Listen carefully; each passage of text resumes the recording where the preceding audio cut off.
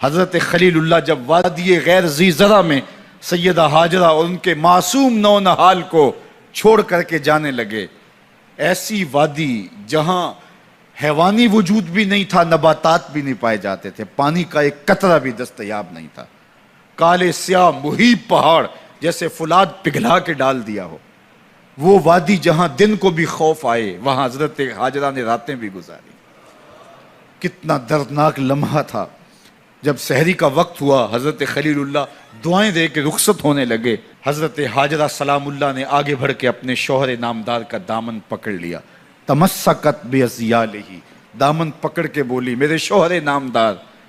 اس محیب وادی میں، اس پہاڑوں کے دامن میں جہاں دن کو بھی خوف آئے،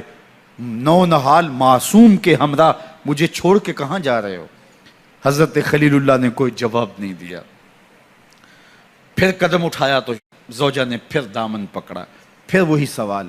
پھر کوئی جواب نہیں آیا، تیسری مرتبہ دامن پکڑا، خلیل اللہ کی جانب سے کوئی جواب نہیں آیا، تو خاتون خود بولی کیا اللہ کا حکم تو نہیں؟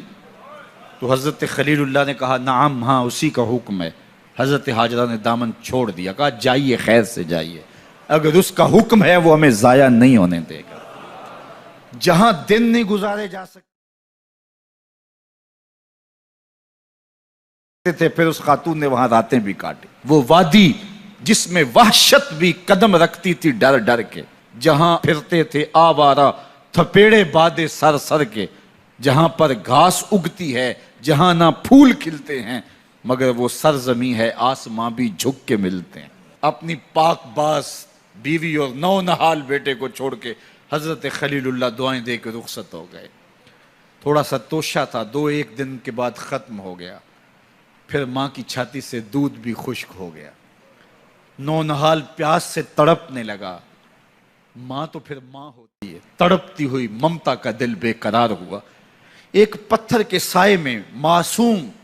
اسماعیل علیہ السلام کو لٹایا اور پانی کی تلاش میں جبل صفا پہ چڑھی، اطراف میں آسمانوں کی طرف دیکھا، کہیں کوئی پرندے اڑتے دکھائی دیں اور پانی کا نشان ملے اور میں وہاں سے بیٹے کے لیے 2 بوند لے آؤں، لیکن کچھ دکھائی نہیں دیا۔ تا حد نظر پھیلا ہوا آسمان ہی آسمان ہے اور پہاڑی پہاڑ نیچے دکھائی دیتے ہیں۔ پھر مروہ پہ آئیں، درمیان میں نشیبی جگہ تھی، وہاں بیٹے کا من موہنا چہرہ دکھائی نہیں دیتا تھا، دوڑ کے گزری اور جا کے صفا پہ گھوم کے دیکھا، کچھ نظر نہیں آیا، ادھر بھی دیکھ لیا ادھر بھی دیکھ لیا، لیکن ماں تھی، پھر دوبارہ صفا پہ آئی،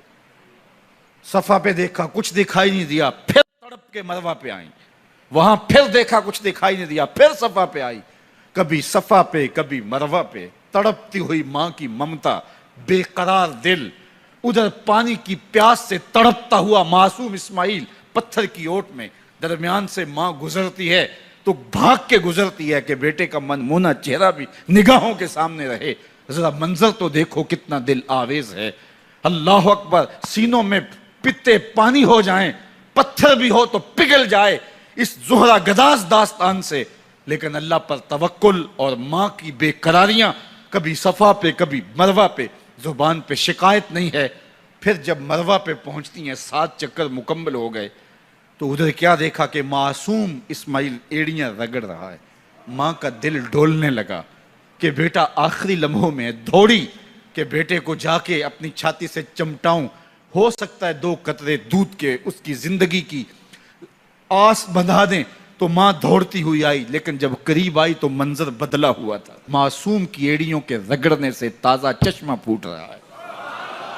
پانی ہے کہ بے قابو ہونا چاہ رہا ہے، آگے بڑھی، جلدی جلدی مٹی کی منڈھیری کرتے ہوئے کہا زم زم، رک جا رک جا، اللہ اکبر۔ ہاجرہ سلام اللہ علیہا نے حضرت اسماعیل کی محبت اور اپنے رب پر توکل کی انوکھی اور البیلی داستان رقم کی، کہا ہاجرہ تو نے بھی حد کر دی، لیکن قیامت تک تیری راہوں کو بھی جلوہ گاہ بنا دیں گے، یہاں نبی بھی دوڑیں گے، ولی بھی دوڑیں گے، غوث بھی دوڑیں گے، کتب اور ابدال بھی دوڑیں گے، شہنشاہ بھی دوڑیں گے، کج کلا بھی دوڑیں گے، یہ دوڑنا ہم عبادت بنا دیں گے، حتیٰ کہ امام الانبیاء بھی ان راہوں کی سائی کرتے رہے۔ عجیب رنگ، عجیب منظر اور عجیب کیف کا عالم۔ اچھا، یہاں رک کے ایک بات کرنا چاہوں گا، اگر آپ کی توجہ ہو، جہاں حضرت ہاجرہ دوڑیں اور ان کے مبارک قدم وہاں لگے اور لگ کے ہٹ گئے. عارضی نسبت ہے، مستقل نسبت نہیں ہے. جہاں ان کے قدم لگ کے ہٹ گئے وہ جگہ تو جلوہ گاہ بن گئی، اور جہاں حضور خود جلوہ فرما ہیں وہ گنبد خضرا جلوہ گاہ کیوں نہیں ہو سکتا ہے؟ اب یہ پانی جہاں حضرت اسماعیل کے قدم لگے، یہ پانی دنیا کا عظیم ترین پانی ہے، اور پھر اس کا پروٹوکول یہ ہے، اس کو کھڑے ہو کے پیا جاتا ہے. یار یہاں بھی روک کے ایک بات کہہ دوں، حضرت اسماعیل کے قدموں کو چھونے والے پانی کا پروٹوکول ہے کہ اس کے لیے کھڑے ہو جائیں. اور حضرت اسماعیل مسجد اقصیٰ میں جس کے پیچھے کھڑے ہو کے نماز پڑھتے ہیں، اس امام کے لیے کھڑے ہو کے مصطفیٰ جان رحمت پہ لاکھوں سلام پڑھ لیں تو اس میں شرک کہاں سے آ جائے گا؟ تو یہ تکریم ہے، یہ عزت ہے اس پانی کی کہ اس نے حضرت ذبیح اللہ کے قدم چھوئے ہیں. تو یہ سارا حج اللہ اکبر ہمیں ہمارے ماضی سے جوڑتا ہے.